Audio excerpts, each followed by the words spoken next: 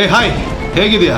ನಿನಗೆ ಸೋಂಬೇರಿತನ ಇರ್ಬೋದು, life depression ಇರ್ಬೋದು, ಲವ್ ಡಿಪ್ರೆಷನ್ ಇರ್ಬೋದು, ಮನಿ ಪ್ರಾಬ್ಲಮ್ ಇರ್ಬೋದು, ಕ್ರಿಂಜ್ ಕಾಂಟೆಂಟ್ ಅಥವಾ ಪಾರ್ನ್ ನೋಡೋ ಅಡಿಕ್ಷನ್ ಇರ್ಬೋದು, ಬೆಳಿಗ್ಗೆ ಹೇಳಕ್ಕಾಗದೆ ಇರ್ಬೋದು, ಸಾಯಂಕಾಲ ಓದಕ್ಕಾಗದೆ ಇರ್ಬೋದು.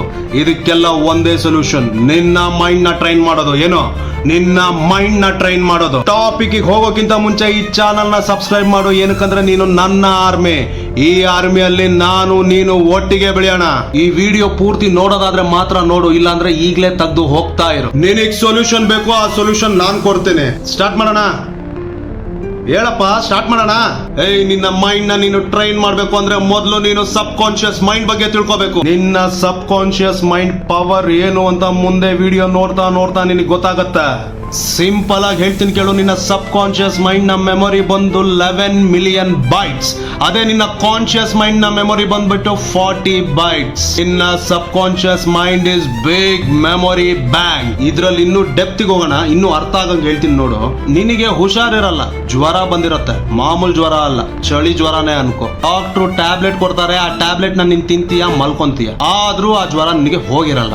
ಆಗ ಡಾಕ್ಟ್ರು ಬಂದು ಇದು ಪವರ್ಫುಲ್ ಮಾತ್ರೆ ಅಂತ ನಿನಗೆ ತಿನ್ನಿಸ್ತಾರೆ. ವಿತಿನ್ ಸೆಕೆಂಡ್ಸ್, ವಿತಿನ್ ಮಿನಿಟ್ಸ್ ನಿನ್ನ ಜ್ವರ ಮಾಯ ಆಗಿರುತ್ತೆ. ಇಲ್ಲಿ ನಿನ್ನ ಸಬ್ ಕಾನ್ಶಿಯಸ್ ಮೈಂಡ್ ತುಂಬಾ ಕೀ ರೋಲ್ ಪ್ಲೇ ಮಾಡುತ್ತೆ. ನಿನ್ನ ಸಬ್ ಕಾನ್ಶಿಯಸ್ ಮೈಂಡ್ ನಿನ್ನ ಕಾನ್ಶಿಯಸ್ ಮೈಂಡ್ ಗೆ ಮೆಸೇಜ್ ಕೊಡುತ್ತೆ. ಏನಂತ ಕೊಡುತ್ತೆ ಗೊತ್ತಾ?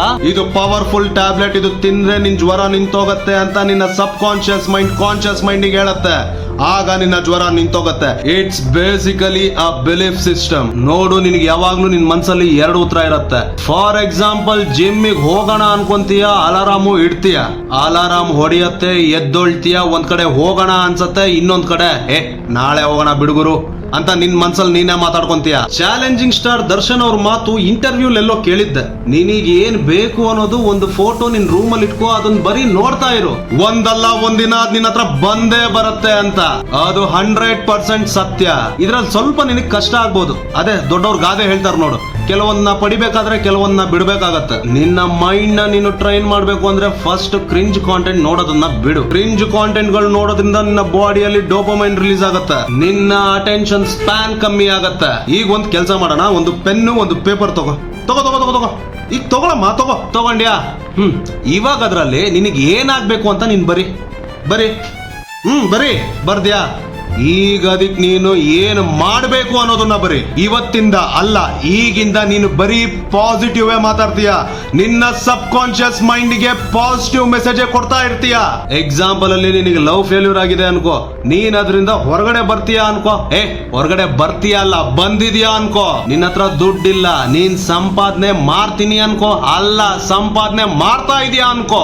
ಅದಕ್ಕೆ ನೀನ್ ಏನ್ ಮಾಡ್ಬೇಕು ಅನ್ನೋದನ್ನ ಪ್ಲಾನ್ ಮಾಡು. ಸ್ವಲ್ಪ ಹೊತ್ತು ಮುಂಚೆ ಕೆಲವೊಂದನ್ನ ಬಿಡಬೇಕು ಅಂತ ಹೇಳಿದ್ನಲ್ಲ, ಆ ಕೆಲವೊಂದನ್ನ ಏನು ಬಿಡಬೇಕು ನಿನ್ನ ಡೋಪಮೈನ್ ಹೇಳುತ್ತೆ. ನಿನಗೆ ಎಲ್ಲೆಲ್ಲಿ ಖುಷಿ ಸಿಗುತ್ತೆ?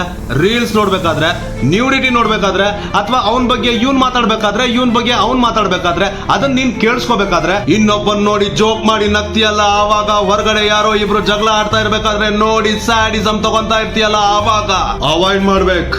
ಅದನ್ನೆಲ್ಲ ನೀನ್ ಅವಾಯ್ಡ್ ಮಾಡ್ಬೇಕು.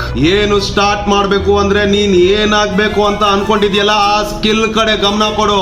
ಗೊತ್ತು ನಿನಗ್ ಬೋರ್ ಆಗತ್ತೆ, ಗೊತ್ತು ನಿನಗ್ ನಿನ್ ಲೈಫ್ ಅಲ್ಲಿ ಪ್ರೆಷರ್ ಇದೆ. ದಿನದಲ್ಲಿ 1 ನಿಮಿಷ ಕಾನ್ಸಂಟ್ರೇಟ್ ಮಾಡ್ತೀಯೋ, 5 ನಿಮಿಷ ಕಾನ್ಸಂಟ್ರೇಟ್ ಮಾಡ್ತೀಯೋ, 10 ನಿಮಿಷ ಕಾನ್ಸಂಟ್ರೇಟ್ ಮಾಡ್ತೀಯೋ, ಒಟ್ನಲ್ಲಿ ಮಾಡಿ ಸಾಯಿ. ಇವತ್ತು 1 ನಿಮಿಷ ಕಾನ್ಸಂಟ್ರೇಟ್ ಮಾಡಿದ್ರೆ ನಾಳೆ, ನಾಡಿದ್ದು, ಆಚೆ ನಾಡಿದ್ದು ಹಂಗೆ ಎಕ್ಸ್ಟೆಂಡ್ ಮಾಡ್ತಾ ಹೋಗೋ. 21 ದಿನದಲ್ಲೇ, ಏನೋ 21 ದಿನದಲ್ಲಿ ನಿನ್ನ ಲೈಫ್ ಚೇಂಜ್ ಆಗಿಲ್ಲ ಅಂದ್ರೆ ನನಗ್ ಬಂದು ಕೇಳು. ಈ 21 ದಿನದಲ್ಲಿ ನಿನ್ನ ಅಕ್ಕ ಪಕ್ಕ ನೆಗೆಟಿವ್ ಮಾತಾಡ್ತಾರ ನೋಡು, ನಿನ್ ಕೈಯಲ್ಲಿ ಆಗಲ್ಲ ಗುರು ಅಂತಾರ ನೋಡು, ಅವ್ರನ್ನ ಫಸ್ಟ್ ದೂರ ಇಡು. ಅವನ್ನ ನೀನು ದೂರ ಇಡ್ಲೇಬೇಕು. ಪಾಸಿಟಿವ್ ಆಗಿರು, ಪಾಸಿಟಿವ್ ಆಗಿ ಮಾತಾಡು. ನಿನ್ನ ಸಬ್ ಕಾನ್ಶಿಯಸ್ ಮೈಂಡ್ ಗೆ ಪಾಸಿಟಿವ್ ಮೆಸೇಜ್ ಕೊಡ್ತಾ ಇರೋ. ನಿನಗ್ ಸೊಲ್ಯೂಷನ್ ಸಿಕ್ತು ಅನ್ಕೊಂತೀನಿ. ಒಂದು ವೇಳೆ ಸೊಲ್ಯೂಷನ್ ಸಿಕ್ಕಿದ್ರೆ ಸೊಲ್ಯೂಷನ್ ಸಿಕ್ತು ಅಂತ ಕಮೆಂಟ್ ಮಾಡು. ನಿನಗ್ ಸೊಲ್ಯೂಷನ್ ಸಿಕ್ಕಿಲ್ಲ ಅಂದ್ರೆ ನಿನಗೆ ಯಾವ್ದ್ರ ಬಗ್ಗೆ ಸೊಲ್ಯೂಷನ್ ಬೇಕು ಅನ್ನೋದನ್ನ ಕಮೆಂಟ್ ಮಾಡು. ಈ ಯೂಟ್ಯೂಬ್ ಚಾನಲ್ ನ ಸಬ್ಸ್ಕ್ರೈಬ್ ಮಾಡು. ಯಾಕಂದ್ರೆ ಯೂಟ್ಯೂಬ್ ಅಲ್ಲಿ ಬರೋ ಕಾಂಟೆಂಟ್ ಇನ್ಸ್ಟಾಗ್ರಾಮ್ ಅಲ್ಲಿ ಬರಲ್ಲ, ಇನ್ಸ್ಟಾಗ್ರಾಮ್ ಅಲ್ಲಿ ಬರೋ ಕಾಂಟೆಂಟ್ ಯೂಟ್ಯೂಬ್ ಅಲ್ಲಿ ಬರಲ್ಲ.